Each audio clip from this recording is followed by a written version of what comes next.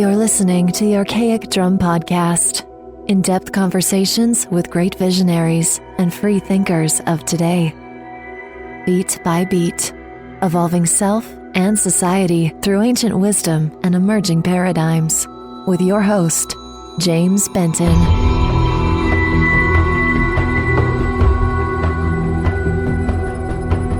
Welcome to the show, everyone. This is our 14th episode, recorded on May 15th, 2014. And today, we have with us Rupert Sheldrake. Mr. Sheldrake is a biologist and author of more than 80 scientific papers and 10 books. He was among the top 100 global thought leaders for 2013, as ranked by the Duttweiler Institute, Zurich, Switzerland's leading think tank. He studied natural sciences at Cambridge University, where he was a scholar of Clare College, took a double first-class honors degree, and was awarded the University Botany Prize. He then studied philosophy and history of science at Harvard University, where he was a Frank Knox Fellow from 1963 to 1964, before returning to Cambridge, where he took a PhD in biochemistry. As the Rosenheim Research Fellow of the Royal Society from 1970 to 1973, he carried out research on the development of plants and the aging of cells in the Department of Biochemistry at Cambridge University. In his most recent book from 2012, called The Science Delusion in the UK and Science Set Free in the US, he examines the 10 dogmas of modern science and shows how they can be turned into questions that open up new vistas of scientific possibility.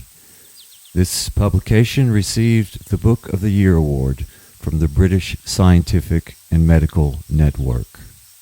Mr. Sheldrake, how are you there today? I'm fine, thanks. Well, I realize that you're still quite busy these days, and I really appreciate you taking a little time out of your schedule to speak with me here. Well, Rupert, I walked outside around midnight last night and saw the full moon moving across the sky, as it's done so many billions of years, I assume. And I listened to the nightingales that have arrived, as they've done so for who knows how long. And I suddenly recognized a rather stark contrast in relation to all these things that appear to stay in a state of constance to various degrees, and to the stark changes that appear to be emerging in myself at this time and the world as a whole. Many of the people I'm in contact with seem to be just darting around in the business as usual. But it seems to me now that there's something a bit different taking place for us all on this planet. What's your take on what you're witnessing in the world today? Are we about to reach some omega point in history, do you think? No, I don't think so. I mean, obviously, every period of history is different from every other period, and at the moment we're in a period of very rapid change. Huge population, vast technological capacities, enormous globalized link-up of information. I mean, I wouldn't say it's a particularly creative age necessarily in terms of breakthroughs. It's a very technological age. And we have no means of knowing where it's leading. How will mega cities of 20 million people or 30 million people survive, especially with climate change? How will human societies survive when they're so uprooted from their agricultural or natural roots? I mean, we've never had a situation which we now have where most human beings live in cities. So it's all terribly unpredictable, and I don't know better than anyone else. But I of course, don't see it as being an exceptionally creative time. And if you look at the realm of scientific ideas or the arts and stuff, I mean, it'd be hard to make the case, or religion. It would be hard to make the case it's super creative. Yeah, I tend to agree. Hmm. You stated that the materialistic view in science became dominant in the late 19th century. What's the source, do you think, of us falling into such limited viewpoints as this, if any, and why did we turn our backs on what I'll call the magic and mystery of life, do you think? Well, I think that it's a historical question, really, and I think one has to look at the history of Europe, because science as we know it grew out of Europe, and almost all the changes affecting the world today have originated in Europe and its cultural extensions in North America and elsewhere. I think the first stage really was the growth of science in the 17th century, with the idea that science could be a new means of power and control. This was the vision of Francis Bacon, that we could achieve power over nature. People had tried to get power over nature through magic for a long time, and through religion and spells and so forth. Yeah. But the idea was that through systematic research and machinery, humans would achieve a new kind of power over nature. And that is what's happened. And because of that, it's given science and technology a huge prestige that's made people think this is the way forward. By the end of the 18th century, among intellectuals in Europe and North America, the Enlightenment idea of progress through science and technology was a kind of cliche of intellectuals. People thought that humanity had entered a completely new era, leaving behind backwardness, the Dark Ages, priesthood, superstition, mumbo-jumbo, witch doctors, and so forth. And because now people had steam engines and railways, and we've now got jet planes and computers. So the whole of that very impressive achievement of science and technology, which everybody in the world is aware of now, because most people, even in remote parts of Africa and South America, have cell phones. Yeah. This is something new that's never happened before, and most people are dazzled by it. Mm-hmm. It's certainly a unique period that we're in. In light of the recent discoveries that are being made at places like the CERN laboratory in Switzerland, do you foresee the possibility of the scientific community being blown right out of these limiting containers they've created for themselves?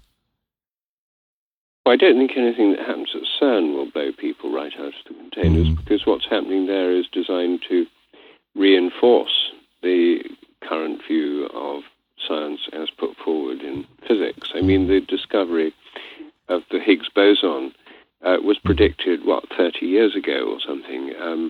It's not blowing anything out of the water. It's actually embedding the present worldview more firmly. So I think things could change the scientific worldview, but I don't think it's going to come through CERN, which represents in a way the last gasp of reductionism, the attempt to reduce everything to the smallest possible particles. I think it's much more likely to come through areas like consciousness studies, because although scientists now understand a great deal about the inner makeup of matter and galaxies far beyond our own, the thing that it's generally agreed we know least about is the nature of consciousness, about our own minds. And this is something which scientists have ignored until recently. I mean, all the great triumphs of science, Newtonian physics, sort of men on the moon, antibiotics, all the great things that jet planes, the internet, mobile phones, all of these things have nothing to do with the understanding of consciousness. They're about technologies and machinery. And our understanding of consciousness is fairly primitive.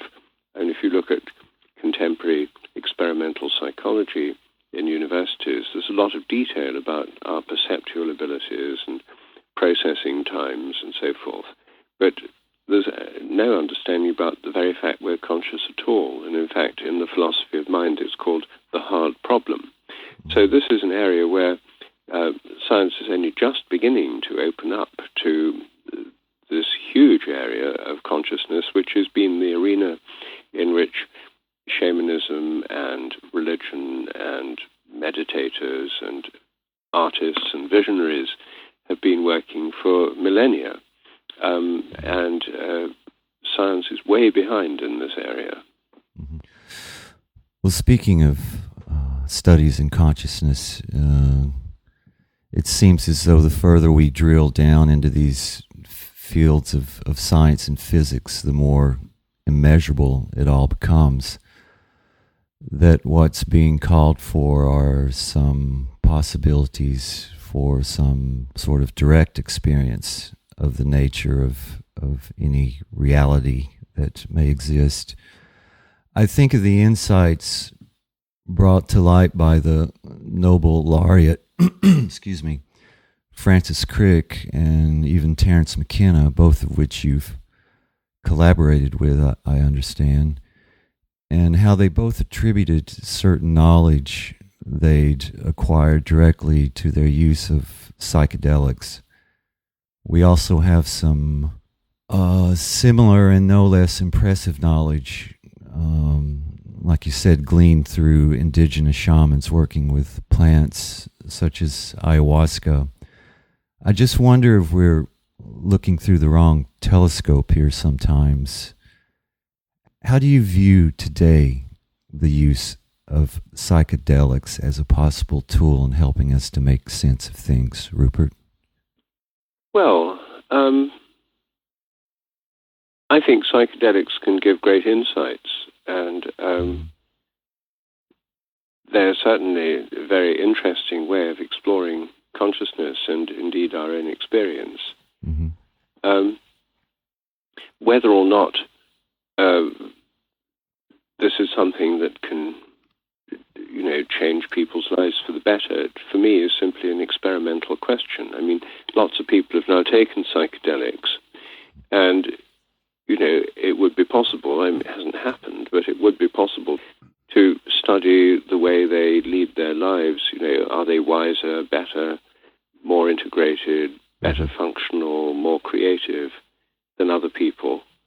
Or are they just sort of sitting around stone doing nothing much? I mean, this is, it's not immediately obvious what would happen. I mean, if we look at the most creative people in the world today,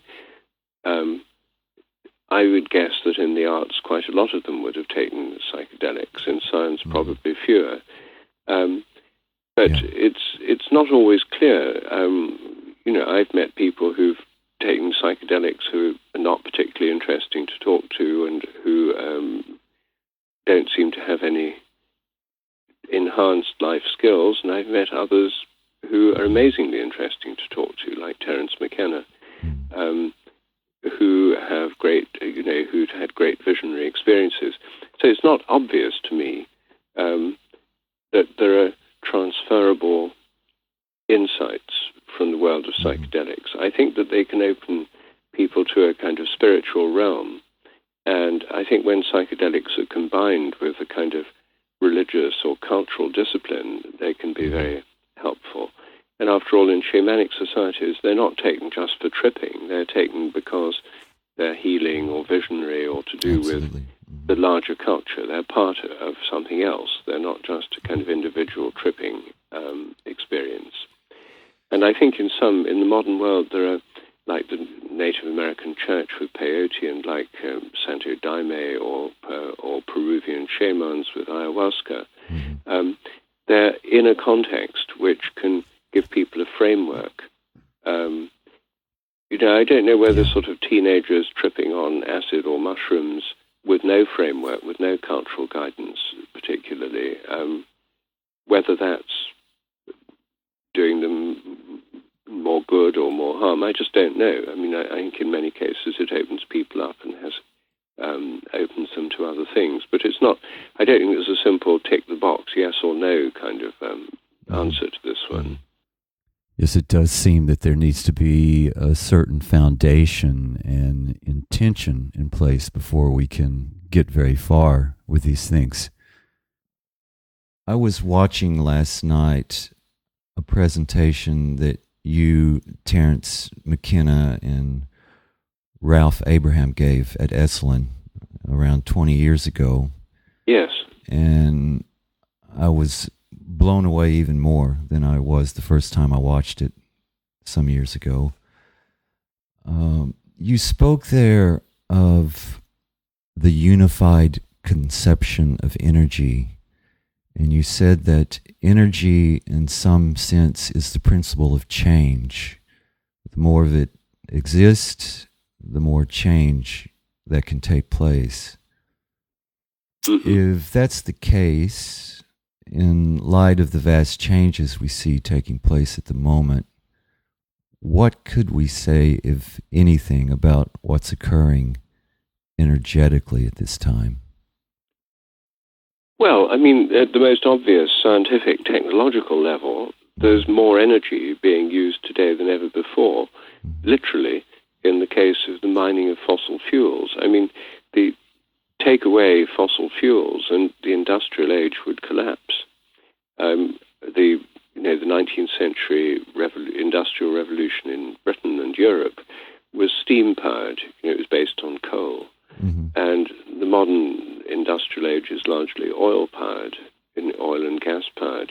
Jet planes are running on fossil fuels. And as countries become more so-called developed, like China and India, the first thing that happens is there's vastly more energy used, and that's why we have climate change and build-up of carbon dioxide in the atmosphere. So there's literally more energy being used in the world today, and that's what literally drives, planes, cars, computers, radios, televisions, etc. Mm-hmm. So to take your question literally, it is literally true that that's happening in the world today, and that's what's really transforming people's lives and transforming the planet. Mm-hmm. Whether or not that amounts to more creative energy, it probably doesn't. I mean, in a traditional society, in the evenings, people, in many cases, would sit around telling stories and singing and dancing and talking to each other. Now they're on their iPhones or watching, soap operas on TV or on the internet. So that's not necessarily a kind of greater psychic or creative energy in human beings. In fact, it might be rather less so, but that's not something one can easily measure. Mm-hmm. I suppose we should become a bit more aware of how we're channeling this energy, huh? Well, we're mostly channeling it into moving large bits of metal around in the form of cars. Yes. Or planes. I mean, most of the energy of moving a car is not used for moving the person in the car. It's used for moving several tons of metal everywhere that person goes. Oh, this is true. Yeah.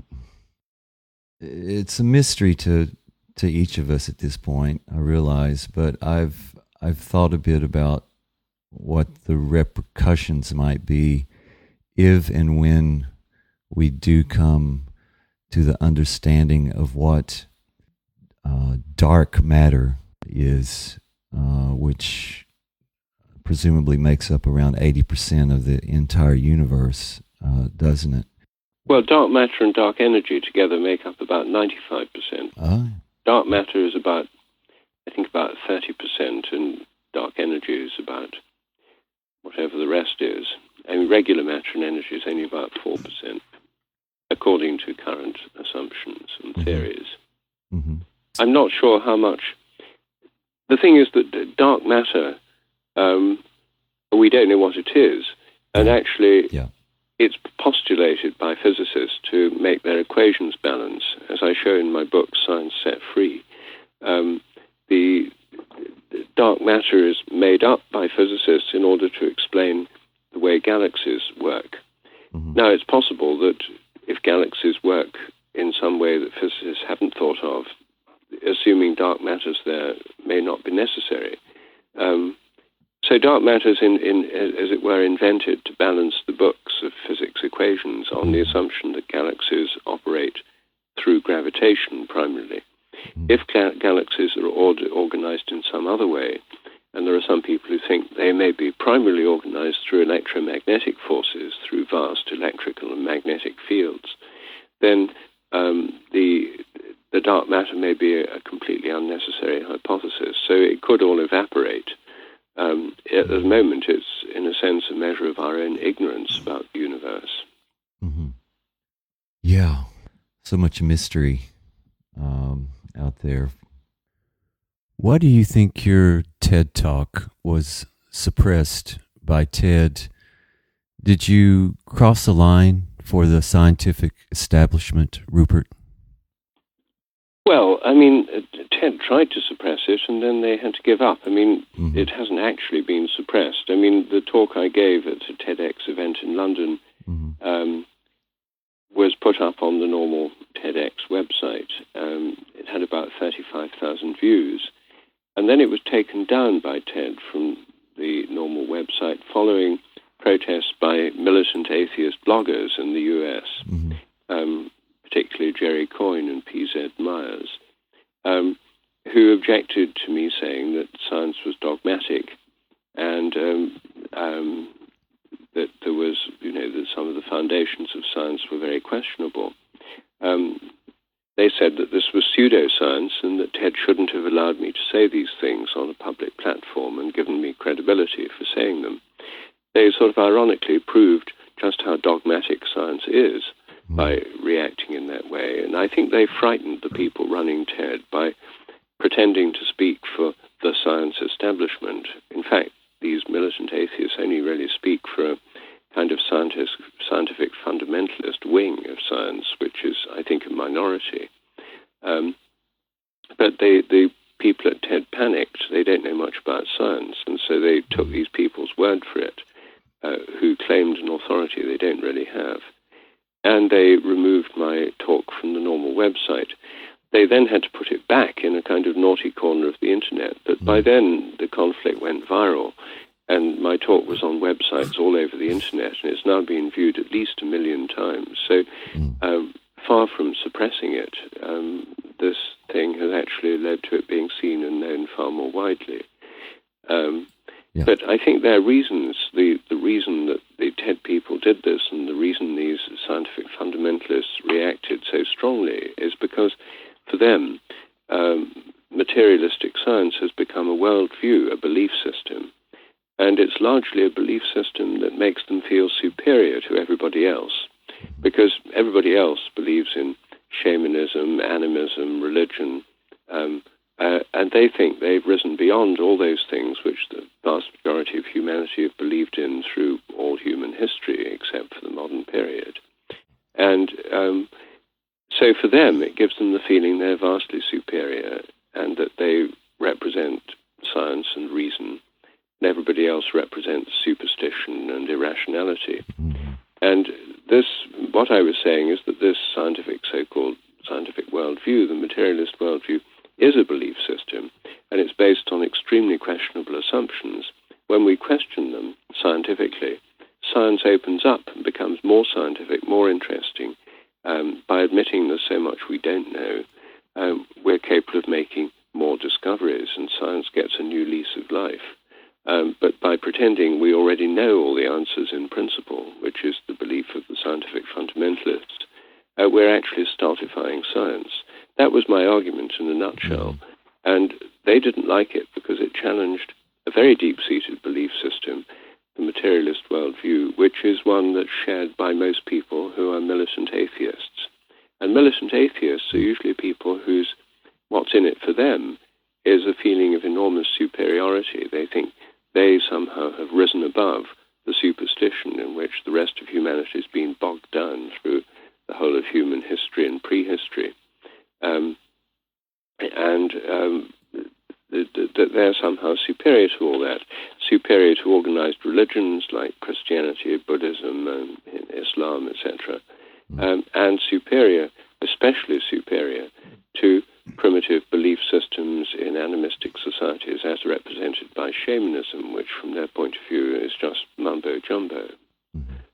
So I think that's why there was such a strong reaction, and why there's such an intolerant atmosphere within science, because of this scientific fundamentalism, which has become a well-established belief system, mainly among educated people. It's the kind of default worldview of a lot of educated people who feel that they've risen above religion, superstition, animism, and so forth. Mm-hmm. Mm-hmm. Well, Rupert, what do you think we are being called to do at this point in helping this evolutionary process along without causing all this suffering that we're doing so at this time? Well, I'll have to finish with this. I think, first of all, live more lightly on the earth. Mm-hmm. I think all of us have pretty heavy ecological footprints at the moment, especially in the Western world. Mm-hmm. So I think living more lightly on the earth is something very important. Yeah. I think finding ways of, part of living more lightly is to find ways of